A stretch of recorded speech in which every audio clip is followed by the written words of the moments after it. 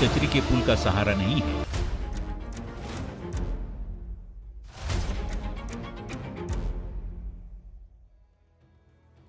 नमस्ते। चीन विस्तारवाद की नीति अपनाकर दुनिया का बाहुबली बनने की कोशिश में है, लेकिन प्रधानमंत्री नरेंद्र मोदी ने संयुक्त राष्ट्र महासभा के मंच से दुनिया को लोकतांत्रिक मूल्यों का संदेश दिया। अपनी सत्ता के 20 साल का जिक्र करते हुए प्रधानमंत्री मोदी ने कहा कि केवल लोकतंत्र ही जनसेवा का सही जरिया हो सकता है। इस कड़ी में हम मोदी मॉडल को गवर्नेंस के पैमाने पर आंकेंगे। मोदी ने असमर्थ को समर्थ बनाने के लिए मिनिमम गवर्नमेंट और मैक्सिमम गवर्नेंस का नारा दिया। क्या मोदी मॉडल के गवर्नेंस में बिना किसी खास तबके का तुष्टीकरण किए सबका विकास वाला नारा सार्थक रहा है? और सबसे महत्वपूर्ण ये कि क्या उनके गवर्नेंस मॉडल से आत्मनिर्भर भारत की बुनियाद रखी जा रही है? मोदी कहते हैं कारोबार जगत चलाना सरकार का काम नहीं है। लाइसेंस राज के व्यापारियों को काबू में रखने वाले दौर गए। आज के दौर में सरकार का काम है व्यापार जगत को सशक्त बनाना, उसका काम आसान करना। सरकार कहती है कि मोदी मॉडल का मकसद भी यही है। तो चलिए देखते हैं कि जैसा कहा जा रहा है वैसा हो भी रहा है या नहीं। This entire pipeline, national monetization pipeline, is talking about brownfield assets where investment has already been made, where there is a completed asset which is either languishing or which is remaining not fully monetized. National monetisation pipeline (NMP) Bharat के आर्थिक इतिहास में एक ऐतिहासिक पल बना। 4 साल चलने वाले इस कार्यक्रम में सरकारी संपत्तियों का विनिवेश कर 6 लाख करोड़ रुपए जुटाए जाएंगे, जिसका इस्तेमाल इंफ्रास्ट्रक्चर के विकास में किया जाएगा। सड़कें, रेलवे स्टेशन, ट्रेन संचालन, बिजली लाइन, टेलीकॉम टावर, ईंधन पाइपलाइन, बंदरगाह, एयरपोर्ट। भारत की असीम संभावनाओं को विस्तार देने के लिए मोदी सरकार की अनेकों योजनाओं में NMP मील का पत्थर है। मोदी सरकार ने भारत के अर्थशास्त्र में 3 अनूठे अक्षर जोड़े: GST। Ayes 203, noes nil. The bill, as amended, is passed by the required majority. राजनीतिक रूप से देखें, GST बिल पास करना निसंदेह मोदी सरकार का दुस्साहसिक कदम था, जिसने राज्यों के बीच खुला बाजार तैयार किया। GST आजादी के बाद से अब तक सबसे बड़ा टैक्स सुधार है, जिसने बहुत सारे इनडायरेक्ट टैक्सेस को खत्म कर दिया। GST से आने वाला राजस्व लगातार बढ़ रहा है और फिलहाल ये आंकड़ा प्रति महीना 1 लाख करोड़ रुपए से ज्यादा है। भारत जैसे विशाल देश में संसाधनों का विशाल भंडार है। देश की संभावनाओं को असीम विस्तार देना ही मोदी की सत्ता का चरित्र है।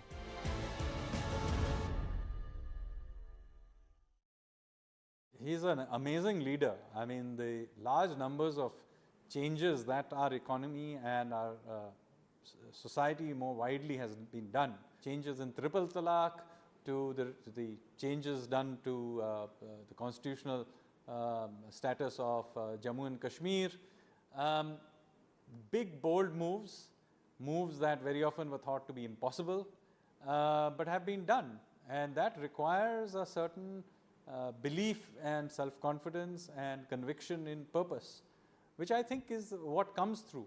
I've had many personal dealings with him, made many presentations to him, and he asks questions, and when necessary, if you say something that may go against what he may be initially believing, he is a person who takes feedback, and I have seen that numerously from myself and from the presentations and ideas of others. It is certainly very much a feedback-based system of thinking through issues. Yes, the ultimate objectives may be clear, but how we get there is due to a continuous system of feedback. Narendra Modi ने भारत की संभावनाओं को विस्तार दिया और monetization pipeline योजना के तहत सरकारी संपत्ति और परिसंपत्तियों के विनिवेश के जरिए वित्तीय वर्ष 22 में 88,190 करोड़, वित्तीय वर्ष 23 में 1,62,422 करोड़, साल 2024 में 1,79,544 करोड़ और वित्तीय वर्ष 25 में 1,67,345 करोड़ के लाभ का लक्ष्य रखा है। किसी भी इमारत की मजबूती उसकी मजबूत बुनियाद ही तय करती है। इसी तरह मजबूत अर्थव्यवस्था की बुनियाद है इंफ्रास्ट्रक्चर। गुजरात का मुख्यमंत्री काल रहा हो या प्रधानमंत्री काल, नरेंद्र मोदी के विकास मॉडल की नींव का पत्थर इंफ्रास्ट्रक्चर को बढ़ाना ही रहा है। गुजरात ज्योतिग्राम योजना ने मुख्यमंत्री मोदी को बहुत ख्याति दिलाई। इस योजना से गुजरात के गांव-गांव बल्ब जले और राज्य को 24 घंटे बिजली मिली। मोदी के मुख्यमंत्री काल में स्टेट हाईवे और बंदरगाह अभूतपूर्व विकास के साक्षी बने। विकास की इसी सीढ़ी पर चढ़कर गुजरात कृषि और मैन्युफैक्चरिंग के क्षेत्र में देश का हब बना। તમે આખા ગુજરાતની 5 વખત પરિક્રમા કરો ને અને જેટલા કિલોમીટર થાય એના કરતા વધારે કિલોમીટરના કેબલ આ 10 જ વર્ષમાં આખા ગુજરાતમાં પાથર્યા છે અને પાથરીને આપણે સેવા કરી। मोदी प्रधानमंत्री बने तो उन्होंने देश के इंफ्रास्ट्रक्चर को आधुनिक बनाने के लिए यही प्रतिबद्धता दोहराई। इंटरनेशनल एनर्जी एजेंसी ने भारत के गांव-गांव तक बिजली पहुंचाने की योजना को सफलता की महान गाथाओं में से एक कहा। 2021 तक भारत के देहातों में प्रतिदिन औसतन 22 घंटे बिजली रहती है। नेशनल इंफ्रास्ट्रक्चर मास्टर प्लान, प्रधानमंत्री गति शक्ति योजना के जरिए रोड, रेल, हवाई और जल मार्गों को तेजी से जोड़ा और बढ़ाया जा रहा है। महत्वाकांक्षी भारतमाला परियोजना के तहत 34,800 किलोमीटर लंबे हाईवे का निर्माण हो रहा है। पहली बार पूर्वोत्तर को ब्रॉडगेज रेलवे लाइन से जोड़ा जा रहा है। रेलवे के विकास पर सरकार का ऐसा जोर है कि पहली डबल डेकर पैसेंजर ट्रेन आई, रेलवे सेवा में प्राइवेट पार्टनर्स आए और कई हाई स्पीड ट्रेन आई। इस बीच उड़ान योजना से यह सुनिश्चित किया गया कि हर भारतीय विमान यात्रा कर सके। नए भारत की बुनियाद अच्छे इंफ्रास्ट्रक्चर पर ही रखी जाएगी। One of the points we've been making is that if a building is made in 1916, it has a certain lifespan. Delhi is under a different seismic zone. What do you want? You want to wait till the building comes on your roof, falls on your head? You can't. So we are building not for now. These are buildings for the next 200 years. And surely every country, and this is the aspiration of a new India. Every country is entitled to do that. He came to office in May 2014. June 2015, all his flagship programs started. Pradhan Mantri Awas Yojana, Swachh Bharat, Swachh Bharat started even before that, you know, and components of that are here.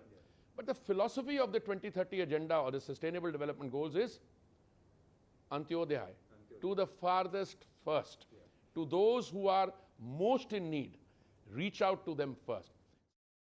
पहले जब हम फेरी से या नाव से जाते थे तब नदी पार करने के लिए हम लोगों को बहुत समय लगता था। अभी लेकिन 1 घंटा में हम इस तरफ से उस तरफ जा सकते हैं, इस तरफ से लोग उस तरफ जा सकते हैं, इसीलिए बहुत आसान हो गए हैं सबके लिए। ये रिवर फ्रंट प्रोजेक्ट आप सब जानते हैं कि उसके काफ़ी आयाम रहे हुए हैं।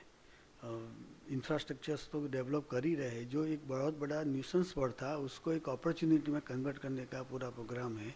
जैसे जैसे रिवर फ्रंट का लोअर प्रोमेनाड से लेके अपर प्रोमेनाड, सारे गार्डन्स, इवेंट सेंटर्स और काफ़ी कुछ जो डेवलप हुआ है और जो भी काफ़ी सोशल प्रोग्राम्स भी यहाँ होते हैं वो सबको लेके काफ़ी सारा इकोनॉमिक डेवलपमेंट अभी शुरू हो चुका है। माननीय प्रधानमंत्री जी ने उड़ान योजना से दरभंगा एयरपोर्ट को जोड़कर जिस प्रकार दरभंगा सहित पूरे मिथिला क्षेत्र को सपनों को एक नई उड़ान देने का कार्य किया है, उसके लिए हम करोड़ों मिथिला वासियों की ओर से उनको धन्यवाद ज्ञापित करते हैं। नए भारत का निर्माण नरेंद्र मोदी सरकार का सबसे बड़ा लक्ष्य है। इसके तहत इकोनॉमिक कॉरिडोर में 9,000 किलोमीटर सड़क निर्माण की जा चुकी है। इंडस्ट्रियल कॉरिडोर की बात करें तो 11 कॉरिडोर की मंजूरी के बाद इनके लिए 8,715 करोड़ रुपए जारी हो चुके हैं। गांव-गांव में सबको 24 घंटे बिजली देने के लिए 44,896.3 करोड़ रुपए की मंजूरी हो चुकी है। पीएम गति शक्ति योजना के तहत 12 औद्योगिक क्षेत्रों को जोड़ने के लिए 100 लाख करोड़ रुपए दिए जाएंगे। पूर्वोत्तर में पहली बार कनेक्टिविटी क्रांति हो रही है। अब तक 3 राज्यों की राजधानी रेलवे से जुड़ चुकी हैं, 3 जल्द जुड़ेंगी। उड़ान योजना के तहत अब तक 15 एयरपोर्ट तैयार हो चुके हैं। महामारी की मार और एलएसी पर चीन के साथ उभरे विवाद ने हमें यह सबक सिखाया कि हम किसी के ऊपर निर्भर नहीं रह सकते। इसके बाद जो भारत एक भी पीपीई किट नहीं बनाता था, टेस्टिंग स्वाब नहीं बनाता था, वो रिकॉर्ड समय में इस क्षेत्र का सबसे बड़ा मैन्युफैक्चरर बन गया।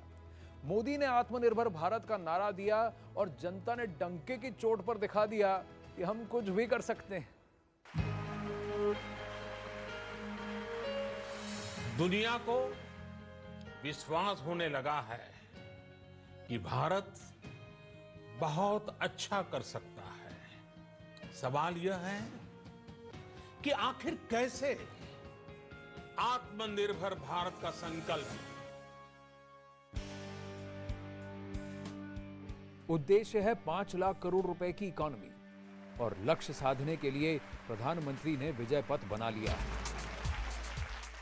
2003 में गुजरात को निवेश का केंद्र बनाने के लिए सीएम मोदी ने वाइब्रेंट गुजरात की शुरुआत की।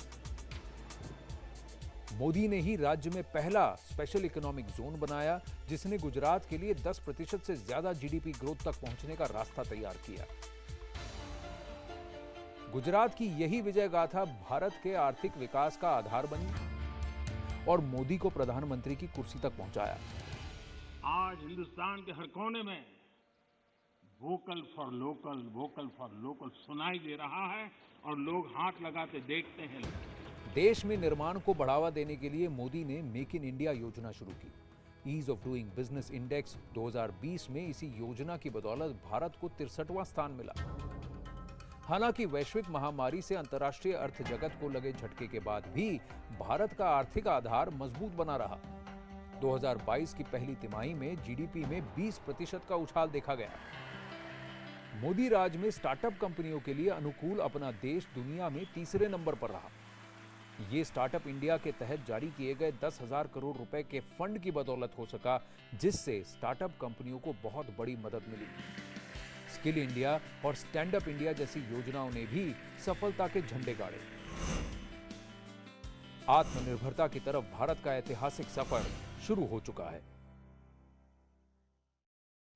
आत्मनिर्भर भारत का सपना साकार करने के लिए महामारी के दौरान भारत सरकार ने 20 लाख करोड़ रुपए की मदद दी।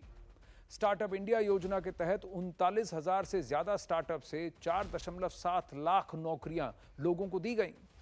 ईज ऑफ डूइंग बिजनेस योजना ने व्यापार के नियमों को आसान बनाया और वर्ल्ड बैंक सर्वे में 79 पायदान की बढ़त के बाद भारत 63वें स्थान पर है। भारत में केवल 15% कॉर्पोरेट टैक्स लिया जा रहा है, जो दुनिया में सबसे कम है। प्रधानमंत्री मुद्रा योजना के तहत 2015 से अब तक 9 लाख करोड़ से ज्यादा के लोन दिए जा चुके हैं। I remember the PPE process. There was not an Indian soul who turned their back to the effort. And we decided collectively, there was no segregation that ek mantri hai ya there's an officer, there's an industry partner, or there's a worker who sits there in a pandemic, in a shutdown, walking to a manufacturing facility, stitching up the entire PPE thing together, knowing that their own health is going to be challenged due to the exposure. They did that when the pandemic was new to our country, and those are the sacrifices and partnerships that at least I, in my experience as an administrator, will never forget. Narendra Modi की इस योजना से बहनों को बहुत फ़ायदा हुआ है कि बहनों को रोजगारी मिलती है। फिर तालीम में दिलवाती हूँ, पशुपालन की तालीम दिलवाती हूँ RCT से, इमिटेशन ज्वेलरी ने तालीम दिलवाती हूँ। अभी मैंने मिरोली में नर्सरी की तालीम दिलवाई और उस तालीम से बहनों उत्साह से नर्सरी का काम करने के लिए, वो गांव की जगह होती है ना गोचर की, उसमें बहनों सब तैयार हो गई कि हम गांव की जगह लेकर खुद हम अपना बिजनेस करेंगे नर्सरी का। बहनें 100 रुपये 50 रुपये जो हर महीने बचत जमा करती है और बहन का कोई भी काम आर्थिक होता है तो बहन उससे लोन लेती है और अपना काम कर लेती है। बहनों ने जो फंड लिए उससे बहनों ने सिलाई मशीन खरीदी है, शाक लारी खरीदी है, कटलरी का सामान बेच रही है। ऐसे कई उद्योग छोटे छोटे कर रही है बहनें। मोदी किसी के तुष्टीकरण के लिए मंदिर नहीं जाते, वो अपनी आस्था पर अडिग हैं। इसी अचल अडिग आस्था ने करोड़ों भारतवासियों का सपना साकार करने का रास्ता तैयार किया। मोदी ने भारत की संस्कृति को विश्व के फलक पर उभारा और संस्कृति का नाता भी विकास से जोड़ दिया। तो क्या यह कहा जा सकता है कि देश में सही मायनों में राम राज्य आने वाला है?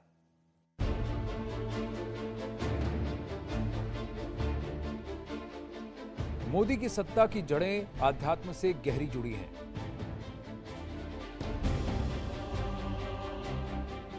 सुप्रीम कोर्ट के फैसले से अयोध्या में भव्य राम मंदिर के निर्माण का रास्ता साफ हुआ तो प्रधानमंत्री ने मंदिर का शिलान्यास अपने हाथों से किया। निर्माण के बाद यह मंदिर उनकी सरकार की अमिट विरासत होगा। आज पूरा भारत राममय है। सदियों का इंतजार आज समाप्त हो रहा है। बीते 2 दशक से ज्यादा समय में मोदी ने भारत के पवित्र स्थलों के विकास को प्राथमिकता दी।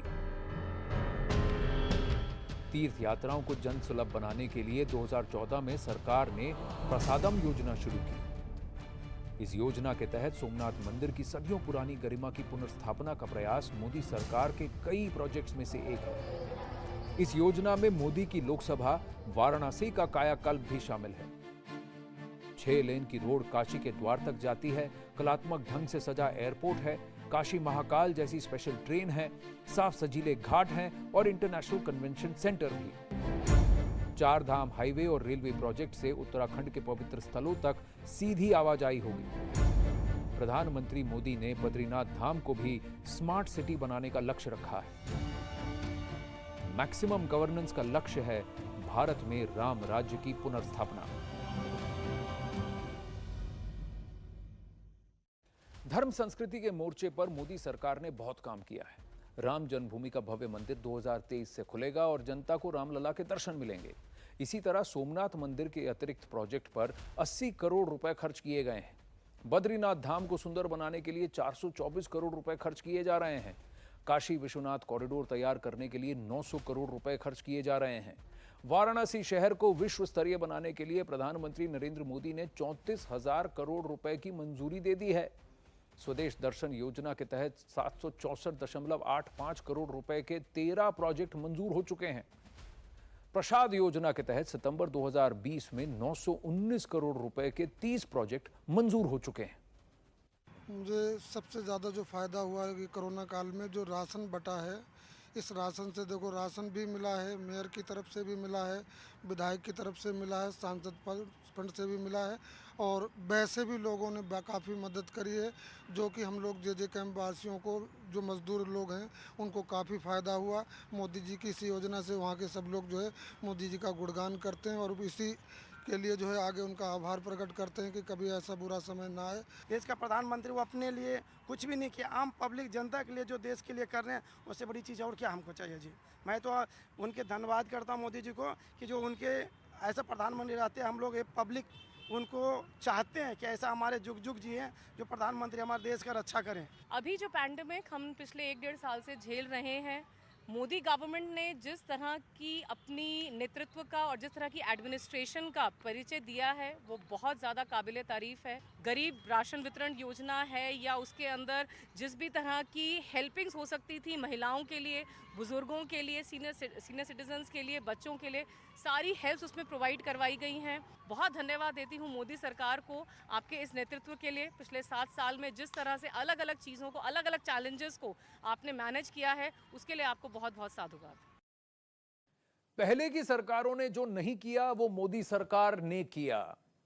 जन सेवक होने के नाते मोदी ने हमेशा सरकार के कामों को जनता की अदालत में रखा और जनता से सुझाव भी मांगे। उन्होंने संवाद पर फोकस किया और मोदी को सीधे जनता दरबार में हाजिरी लगाने का लाभ पहले से भी ज्यादा जन समर्थन के रूप में मिला। मैं आज रेडियो के माध्यम से आपसे कुछ मन की बातें बताना चाहता हूं और मेरे मन में तो ऐसा है कि सिर्फ आज नहीं, ये बातचीत का अपना क्रम आगे भी चलता रहे। 3 अक्टूबर 2014 को जब मन की बात कार्यक्रम का प्रसारण हुआ तो ये भारत के प्रधानमंत्री की ओर से जनता तक पहुंचने का पहला मल्टीमीडिया कार्यक्रम बना। पहली बार भारत की जनता को प्रधानमंत्री ने छोटे छोटे अंतराल पर अपना रिपोर्ट कार्ड देना शुरू किया, साथ ही अपने विचार साझा किए और जनता से संवाद किया। I want to say to the Prime Minister how much I appreciate your strong personal commitment to strengthening the relationship between these two countries. पूर्व अमेरिकी राष्ट्रपति बराक ओबामा, लता मंगेशकर जैसी विश्व हस्तियां इस कार्यक्रम में मेहमान बने। उनके प्रधानमंत्री कार्यकाल में जनता से संवाद स्थापित करने के कई कार्यक्रम शुरू हुए। मन की बात उनमें से एक मुख्य कार्यक्रम है। गुजरात का मुख्यमंत्री रहते उन्होंने जनता की शिकायतों को तकनीकी रूप से निपटारा करने के लिए स्वागत कार्यक्रम शुरू किया, जिससे जनता और मुख्यमंत्री के बीच सीधा संवाद बना। स्वागत से ही 2015 में लॉन्च किए गए प्रगति यानी proactive governance and timely implementation जैसे पोर्टल का विचार उभर कर आया। मोदी राज में जनता की शिकायतों का तुरंत समाधान सोशल मीडिया प्लेटफॉर्म्स पर होने लगा। सभी मंत्रालय और सरकारी दफ्तर अपने सोशल मीडिया अकाउंट्स पर जनता को जानकारी देते हैं और समस्याओं का निपटारा भी करते हैं। सरकार नियमित रूप से माईगॉव प्लेटफॉर्म पर आम बजट सहित सरकारी नीतियों पर जनता से सीधे सुझाव मांगती है। बड़े मौकों जैसे स्वतंत्रता दिवस पर दिए जाने वाले अपने भाषण के लिए भी मोदी यहां लोगों से सुझाव मांगते हैं। मोदी का नारा है, मिनिमम गवर्नमेंट ही मैक्सिमम गवर्नेंस है। The entire nature of our public communication changed. It started with very small issues. I remember of the Prime Minister using the digital mediums in a manner which was extremely morale boosting for all diplomats. If you are a young, small diplomat and in a small mission and far away from India, mostly we think everybody's forgotten about us. But here you suddenly have that what you are doing as an activity is being highlighted by your tallest leader. Just imagine the impact it has on the morale of those working. President Obama, when he was invited to be the chief guest for India's Republic Day, the two of them, that is Prime Minister, extended the invitation on the social media or the digital platform, and President Obama responded to that on the digital platform. Again, these are all new sort of efforts which we haven't traversed in the past. जनता से सीधे संवाद मोदी सरकार की पहचान है। मन की बात कार्यक्रम के जरिए 123 करोड़ भारतीयों से मोदी सीधी बात करते हैं। नरेंद्र मोदी ऐप को एंड्रॉयड सिस्टम पर 1 करोड़ से ज्यादा बार डाउनलोड किया गया है। माईगॉव पोर्टल पर 197.73 लाख रजिस्टर्ड सदस्य हैं। Micro blogging social site Twitter पर मोदी के 7 करोड़ से ज्यादा फॉलोअर्स हैं। इसी तरह फेसबुक पर 4 करोड़ से ज्यादा फॉलोअर्स हैं। इंस्टाग्राम पर उनके 6 करोड़ से ज्यादा फॉलोअर्स हैं। इस कड़ी में बस इतना ही।